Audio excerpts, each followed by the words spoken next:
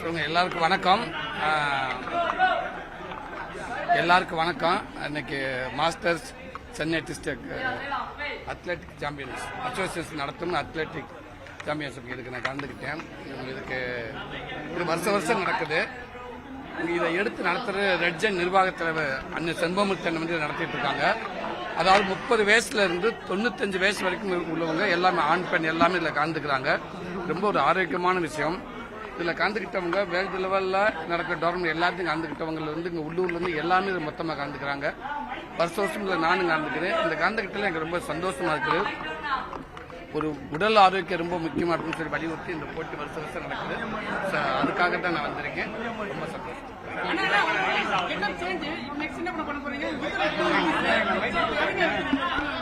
விடுதலை December 20ஆம் release ஆகுது. Red giant release பண்றாங்க.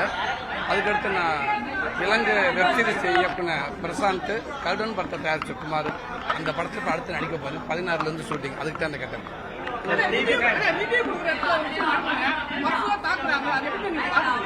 அது அவங்க விருப்பம்.